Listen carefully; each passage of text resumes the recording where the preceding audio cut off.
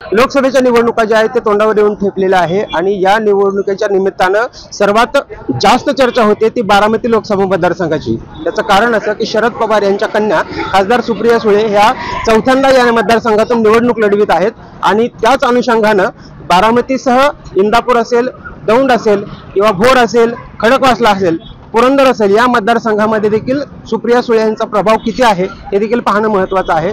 आज आपण आलेलो आहोत इंदापूरमध्ये। इंदापूर अर्थात हर्षवर्धन पाटील यांचं गाव आणि विद्यमान आमदार म्हणून दत्ता भरणे हे काम पाहत आहेत आणि आपल्यासोबत काही इथले ग्रामस्थ आहेत। या लोकांना आपण विचारणार आहोत की नेमकं काय वाटतंय इंदापूरकरांना, काय सांगाल, काय भावना आहे? लोकसभा मतदारसंघाची निवडणूक आता येऊन ठेपलेली आहे, कोण उमेदवार असावा असं वाटतंय तुम्हाला? जो चांगला काम करेल असा उमेदवार असावा, जे मतदारांची कामे करेल, मतदारांशी संपर्क ठेवेल आणि पक्षाची भूमिका ठामपणे मांडेल असा माणूस असावा, जो संसदेमध्ये सुद्धा चांगल्या पद्धतीचं मतदारसंघाचं प्रतिनिधित्व करेल असा माणूस असावा। आता ज्या पद्धतीने चर्चा चालू आहे, सुप्रिया सुळे निवडणूक लढवायला तयार आहेत, त्यांच्या विरोधात अशी चर्चा चालू आहे की अजित पवार गटाकडून सुनेत्रा पवार यांचं नाव प्रमोट केलं जातं। नाही, नाव महत्वाचं नाही, की फक्त राष्ट्रीय स्तरावर कुठल्या पक्षाला चांगल्या म्हणजे मतदारसंघामध्ये निधी वगैरे खेचून आणतील, कामं करता येतील असा उमेदवार असावा। नाव कोण आहे ते महत्वाचं नाही। दोघांपैकी कोण चालेल असं वाटतं? मी मग ते सांगितलं, नाव महत्वाचं नाही, काम महत्वाचे, काम करणारा उमेदवार असावा, नाव महत्वाचं नाही। अगदी कोणीही असू द्या, मी काय म्हणतोय की नाव महत्वाचं नाही, काम महत्वाचे, काम करणारा उमेदवार असावा।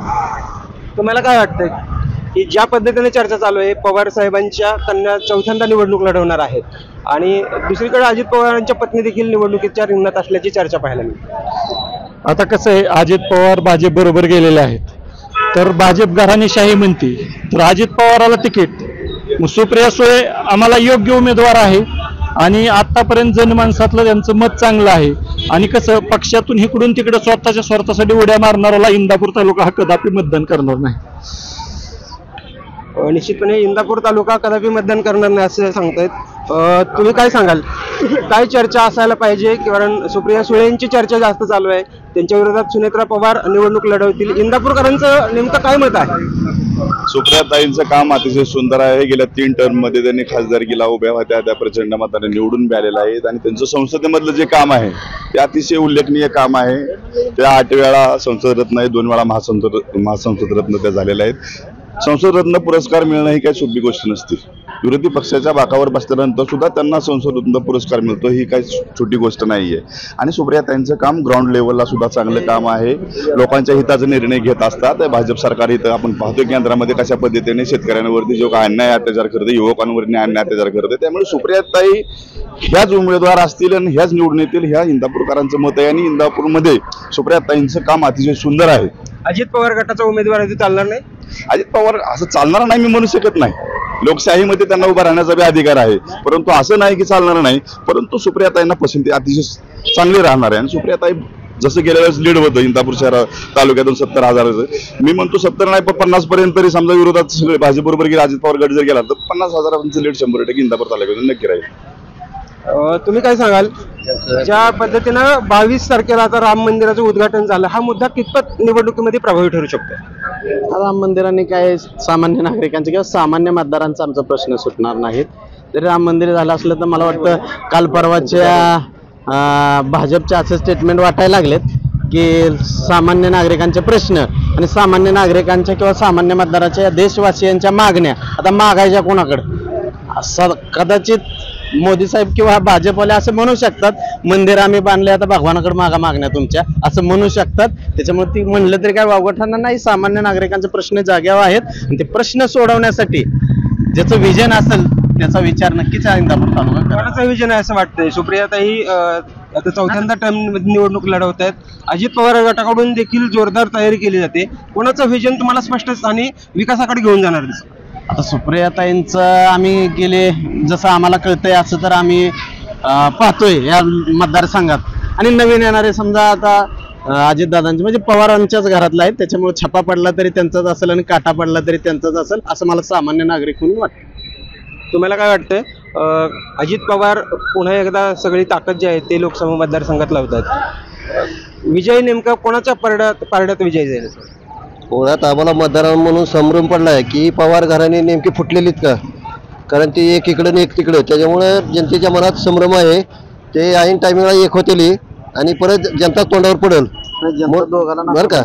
त्यामुळं दिसते आणि वेगवेगळे दाखवते ती आणि परत एक घरगुती कार्यक्रम आहे ती म्हणून एकमेकाला भेटते ती. त्याच्यामुळे जनतेमध्ये पूर्णतः कळून चुकलंय की ही दोन्ही पवार एकत्र आहे ती काय, परंतु जनता मात्र जनतेला येडं बनवते ती. त्याच्यामुळे जनता काय त्यांच्याविषयी बोलण्याला बहुतांश जनता गुपित मतदान करणार, बोलायला टाळते. गुप्त कौल काय असेल लोकांचं, काय वाटतं? गुप्त कौल ह्याचं जर एकत्र ठरलं काय, एकत्र असलं तर ते विभक्त होण्याचं कारणच नाही ना, जनतेला फसवायचं कारण नाही असं जनतेला वाटतंय. हा जनता काय, जनता अपेक्षा करते काय, आपण मतं दिले ती जनतेचा विकास व्हायला पाहिजे तसा विकास होताना दिसत नाही. त्याच्यामुळं पवारावर प्रेम करणारी माणसं आतापर्यंत होते, परंतु ह्याच्यातच लाखो लोकांमध्ये संभ्रम निर्माण केला आहे. त्याच्यामुळे जनता काय पूर्ण स्पष्ट बहुमत देऊ शकत नाही. हे झालं लोकसभेच्या अनुषंगानं. विधानसभेच्या अनुषंगानं जर चर्चा करायची म्हटलं तर कालच अंकिताताईंनी म्हटलंय की जर समजा तुम्ही लोकसभेला आमचं काम करणार असाल तर विधानसभेला तुमचं काम करू. कसं बघता यावर? आता कसं, त्यांचा पहिलाच आधीच 36चा आकडा आहे. पहिल्यापासून त्यांचं अजित पवार आणि हर्षवर्धन पाटलांचं एकमत कधीच झालेलं नाही आतापर्यंत. आता हर्षवर्धन पाटलांचं आणि पवार साहेबांचं बऱ्यापैकी जमतं, परंतु बऱ्यापैकी अंकिताताई ठाकरे बोलल्या ते बरोबरच आहे. परंतु इंदापूर तालुक्यातली जनता आता सध्या दोघालाही कंटाळलेली आहे. जनता सध्या तिसऱ्या पर्यायाच्या शोधात आहे. जर ह्या परिस्थितीमध्ये जर तिसरा पर्याय तालुक्याला उपलब्ध झाला तर तालुका नक्कीच तिसरा पर्याय म्हणून, म्हणजे हर्षवर्धन पाटील आणि दत्ता भरणे यांना दोघांना पण जनता कंटाळलेली आहे. त्याच्यामुळं जनतेला तिसऱ्या पर्यायाच्या शोधात जनता आहे आणि योगायोगाने जर त्यांना 2024ला तिसरा पर्याय मिळाला तर जनता ह्या दोघालाही घरी बसवल्याशिवाय राहणार. कोण असेल तिसरा पर्याय असं वाटतं? कुणीही असू शकतं. तुमच्या मनातला उमेदवार कोण आहे? असं काही नाही. तिसरा पर्याय कुणी जरी सामान्य उभा राहिला तरी लोकांचं मत असं झालंय की आता रती महारथींना घरी बसवायचं, कारण हे ह्यांच्या स्वार्थासाठी इकडून तिकडे पळतायत. त्यांची लपवालपवी करण्यासाठी हे जनतेला वाऱ्यावरती सोडतायत. मतं मागताना आम्ही तुमचंच आहे म्हणून मतं मागतात, परंतु ह्या पक्षातून त्या पक्षात उडे मारताना जनतेला कधीच हे नेते विचारात घेत नाहीत. त्याच्यामुळे जनता ह्यांच्या पाठीशी आता सध्या राहिलेली नाही. तुम्ही काय सांगाल? हे कालचं जे वातावरण आहे, कालचं जे विधानसभेच्या संदर्भानं जी चर्चा सुरू झाली आहे, कसं बघता या निर्णयांकडे? कारण हर्षवर्धन पाटील आणि दत्ता भरणे हे एकमेकांसमोर उभा तर राहतील, पण मग यामध्ये कोण बाजी मारेल असं वाटतं? गेल्या 3-4 टर्म आपण पाहिलेलं आहे की दोघांमध्येच चुरशीची लढत होती. गेल्या वेळेस आपण पाहिले की 3,537 मतावर 32 मतावरती येऊन ही इलेक्शन थोपलेलं आहे, कारण जनता आता हुशार झालेली आणि दोघांना कंटाळल्यामुळं जनता तिसरा पर्याय निवडती आणि शोधती.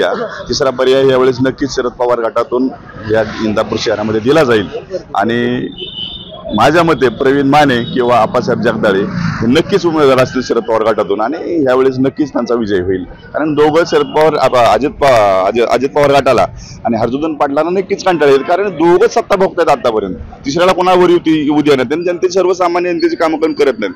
फक्त ठेकेदार ह्यांना त्यांना सांभाळण्याचं काम चालू आहे. लोकांच्या सुखसुविधा काही दिल्या जात नाहीत. त्यामुळे यावेळेस नक्कीच तिसरा पर्याय इंदापूर शहर तालुक्यामध्ये आपल्याला पाहायला मिळेल. हाच अजेंडा विधानसभेमध्ये राबवला जाईल असं वाटतंय, कारण लोक कंटाळले आहेत. दोघांकडून ठेकेदार सांभाळण्याचं काम केलं जातं असा आरोप होते. 1995 साली हर्षवर्धन पाटील अपक्ष म्हणून इथं उभं राहिले. आम्ही सर्वांनी साथ दिली, त्यांना 2-3 वेळा निवडून दिलं, परंतु मनावा तसा विकास न झालेला जनतेचा. परत दगडापेक्षा वीट मऊ म्हणून बलदेव मामाला निवडून दिलं. त्याच्याकडनं बी अशी अपेक्षा होती सर्वसामान्य जनतेचा पूर्ण विकास होईल, परंतु बलदेव मामा हजारो कोटींचे निधी आणते ती, परंतु यामध्ये ठेकेदारांचंच जास्त पालन पोषण व्हायला लागलेलं आहे, बगल बच्चांचंच. आणि जे गोरगरीब बलदेव मामा सांगते त्यांचं काम चांगल्या पद्धतीने चालू आहे, परंतु ही असली कांदा मागून आलं तिकड झाले.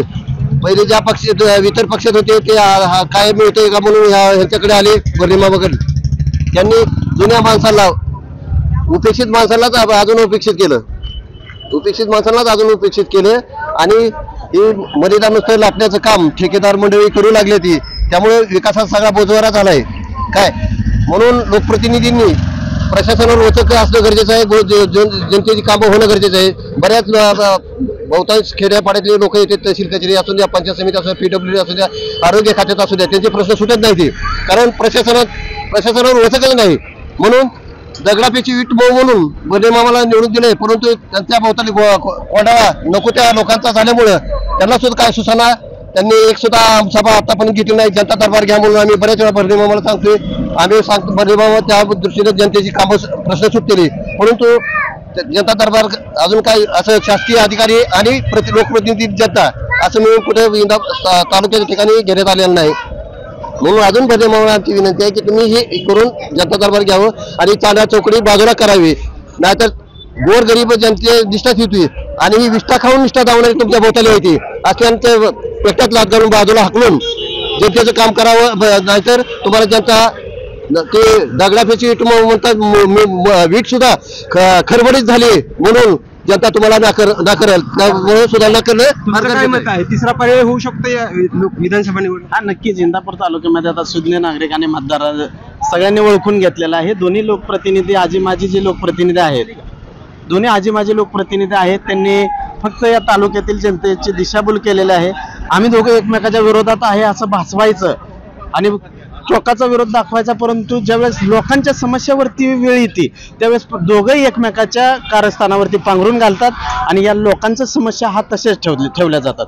लोकांची समस्या सोडवून आजी माझ्या आमदारांचं काम चालू आहे, परंतु या तालुक्यातली जनता आता हुशार झालेली आहे किंवा प्रत्येकाला कळायला लागलेला आहे.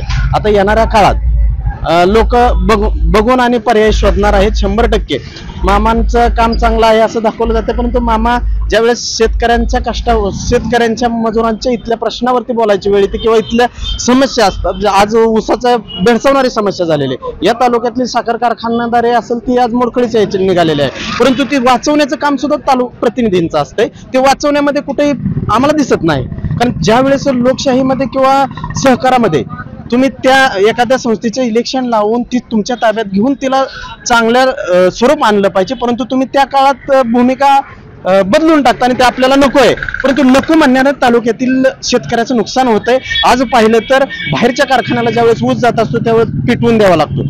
आज परिस्थिती अशी ऊस पेटवल्याशिवाय ऊस तोडला जात नाही आणि जो ऊस पेटवून दिला जातो त्याला 200 रुपये शेतकऱ्याला कमी भाव घ्यावा लागतो.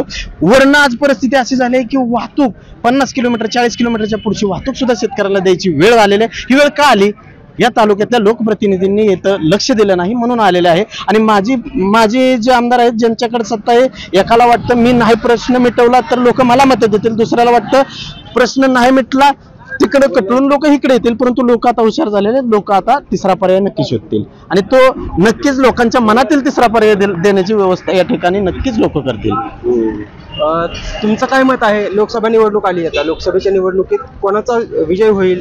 अजित पवार गटाचे उमेदवार जे निवडून देण्याची तयारी सुरू झालेली आहे, त्यांना पर्याय राहील का सुप्रिया सुळे निवडून येईल? नाही, सुप्रियाताई सुळेला पर्याय राहील. सुप्रियाताई सुळेला पर्याय राहील. कसं माहिती आहे का, आता महाराष्ट्रात राजकारण कसं असू द्या, पण जोपर्यंत पवार साहेब आहे तोपर्यंत बारामती तालुक्यामध्ये असू द्या, दौंड तालुका असू द्या, इंदापूर तालुका असू द्या, त्या तालुक्यामध्ये ताईंनी काम केलेलं आहे. त्यामुळं कुणी जर उभा जर केला तर तिथं नो चॅलेंज आहे, ताई 101% मतांनी निवडूनच येणार. निश्चितपणे सुप्रियाताईंचं काम उजवं आहे, त्यामुळे सुप्रियाताई या निवडणुकीत विजयी होतील. हे जरी लोकसभेचं गणित असलं तरी विधानसभेचं मात्र गणित जे आहे ते इंदापूरमध्ये फिसकटणं दिसत आहेत, कारण हर्षवर्धन पाटील आणि आमदार दत्ता भरणे यांच्या कामाविषयी लोकांमध्ये नाराजी आहे आणि म्हणून विधानसभेमध्ये तिसरा पर्याय निवडला जाईल असं देखील इंदापूरकरांचं मत आहे. कॅमेरामॅन अमोल वसंत मुळे, मुंबई तक, इंदापूर.